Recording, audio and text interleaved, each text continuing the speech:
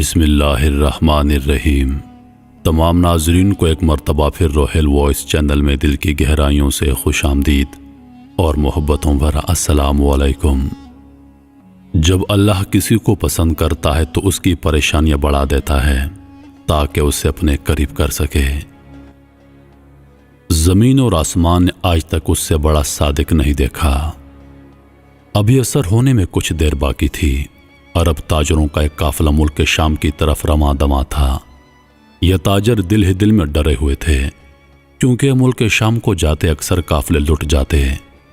راستے میں ودان نامی بستی آباد تھی۔ اس بستی کو آباد کرنے والے قبیلہ غفار کے باشندے تھے۔ قبیلہ غفار کے باشندے تجارتی قافلوں کی ڈاکوں سے حفاظت کرتے اور قافلے اس کے بدلے انہیں معاوضہ ادا کرتے، لیکن اگر کوئی قافلہ ان کی خدمات نہ لیتا تو یہ زبردستی ان سے کچھ نہ کچھ چھین لیتے۔ جذب بن جنادہ کا تعلق بھی اسی قبیلے سے تھا۔ انہیں جرأت، بہادری اور دور اندیشی میں ایک خاص مقام حاصل تھا۔ جندب ان لوگوں میں شامل تھے جنہیں اس بات کا احساس تھا کہ ان کا اصلی مذہب وہ تھا جو حضرت ابراہیم علیہ السلام نے سمجھایا تھا۔ وہ اس بات سے بھی واقف تھے کہ حضرت ابراہیم علیہ السلام نے بتوں کے بجائے ایک اللہ کی عبادت کی تعلیم دی تھی۔ چنانچہ ان عرب تاجروں کے قیام کے دوران جندب بن جنادہ کو معلوم ہوا کہ مکہ معظمہ میں ایک ایسے شخص کا چرچا ہے جو اپنے آپ کو نبی کہتے ہیں۔ جندب کو پہلے بھی کچھ اسی طرح کی خبریں مل چکی تھیں۔ اب قافلے والوں سے اس کی تصدیق ہوئی تو انہوں نے اپنے بھائی انیس سے کہا، تم ابھی مکہ معظمہ کی طرف کوچ کرو اور وہاں جا کر ان تمام حالات کا جائزہ لینا جو اس وقت وہاں رونما ہو چکے ہیں۔ خاص طور پر یہ پتہ کرنا کہ اس نبی کی دعوت کیا ہے۔ اس حکم کی تعمیل میں انیس فوراً مکہ معظمہ کی طرف روانہ ہو گیا۔ وہاں پہنچ کر وہ سب سے پہلے اللہ کے رسول حضرت محمد مصطفیٰ صلی اللہ علیہ وآلہ وسلم کی خدمت میں حاضر ہوئے۔ آپ کی باتیں سنی اور لوگوں کا رد عمل بھی دیکھا۔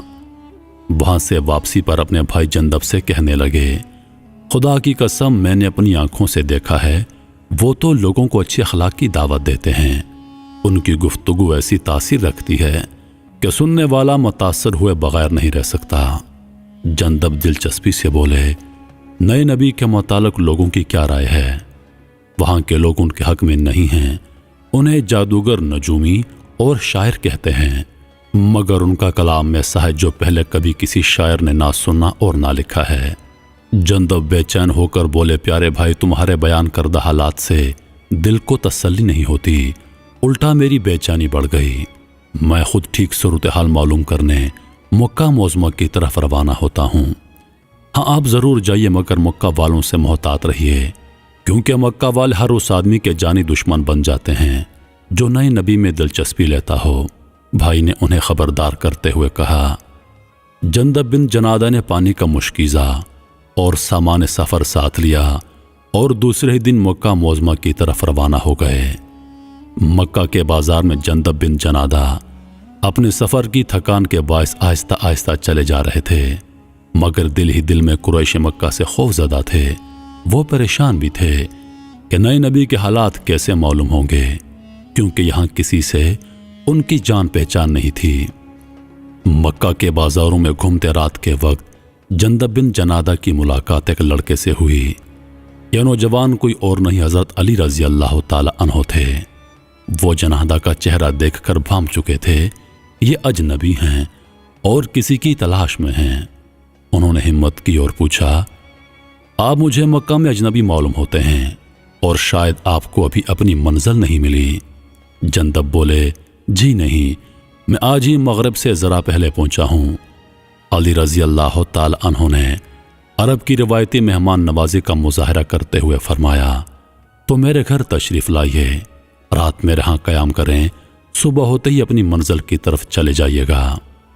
جندب پہلے تو ہچکچائے، پھر ان کی دعوت پر حضرت علی رضی اللہ عنہ کے گھر چلے گئے۔ ان کی خوب خاطر تواضع کی گئی۔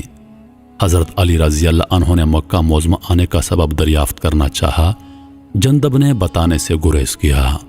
صبح ہوئی تو اپنا سامان لے کر پھر مکہ کے بازاروں میں حالات کا جائزہ لینے نکلے، مگر دوسرا دن بھی یوں ہی گزرا۔ رات کے وقت پھر حضرت علی رضی اللہ عنہ انہیں گھر لے آئے۔ مہمان نوازی کے دوران حضرت علی رضی اللہ عنہ نے پوچھا، آپ نے مجھے اپنا مکہ میں آنے کا مقصد نہیں بتایا۔ جندب نے اپنی تجربہ کار آنکھیں اپنے میزبان نوجوان پر مرکوز کی اور بولے، اگر آپ میرے ساتھ وعدہ کریں کہ مجھے صحیح بات بتائیں گے تو میں آپ کو اپنے دل کی بات کہہ دیتا ہوں۔ میں آپ سے وعدہ کرتا ہوں کہ آپ کو صحیح بات بتاؤں گا۔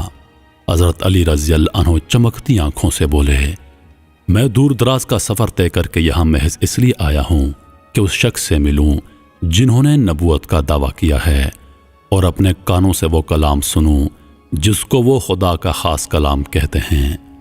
حضرت علی رضی اللہ عنہ نے جب ان کی بات سنی تو ان کا چہرہ خوشی سے چمک اٹھا اور کہا، اللہ کی قسم، آپ صلی اللہ علیہ وآلہ وسلم سچے رسول ہیں اور لوگوں کو ایک خدا کی عبادت کرنے کی دعوت دیتے ہیں، تو آپ پھر مجھے ان سے کب ملوائیں گے؟ جندب بے چینی سے بولے، کل صبح کو آپ میرے پیچھے پیچھے چلنا۔ اگر میں نے راستے میں کسی مقام پر کوئی خطرہ محسوس کیا تو میں رک جاؤں گا، لیکن آپ آہستہ آہستہ چلتے رہیے۔ جب میں کسی کے گھر میں داخل ہو جاؤں تو آپ بھی بے دھڑک میرے پیچھے اندر آ جائیے گا۔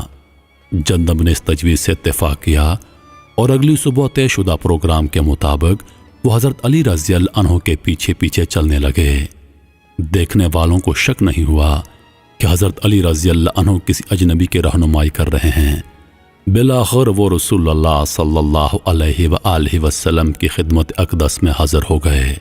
جندب حضرت محمد مصطفیٰ صلی اللہ علیہ وسلم کو دیکھتے ہی بولے، السلام علیکم۔ آپ صلی اللہ علیہ وآلہ وسلم نے ارشاد فرمایا، وعلیکم السلام۔ جندب بن جنادہ کو سب سے پہلے یہ شرف حاصل ہوا کہ انہوں نے ان الفاظ میں رسول اللہ صلی اللہ علیہ وآلہ وسلم کو سلام کیا، اور سلام کرنے کا یہی انداز مسلمانوں میں رائج ہو گیا۔ نبی آخر الزماں صلی اللہ علیہ وآلہ وسلم نے انہیں اسلام کی دعوت دی اور اللہ کا کلام سنایا۔ انہوں نے فوراً اسلام قبول کر لیا۔ جنہیں تاریخ ان کی کنیت ابو ذر غفاری رضی اللہ عنہ سے جانتی ہے، یہ وہی ابو ذر غفاری رضی اللہ عنہ ہیں جنہیں ایسے چوتھے یا پانچویں صحابی ہونے کا شرف حاصل ہے جنہوں نے اسلام قبول کرنے میں پہل کی۔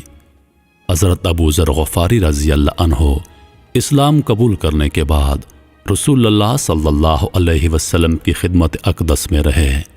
آپ نے ابو ذر کو اسلام کے بنیادی مسائل اچھی طرح سمجھا دیے اور محبت بھرے انداز میں تلقین فرمائی۔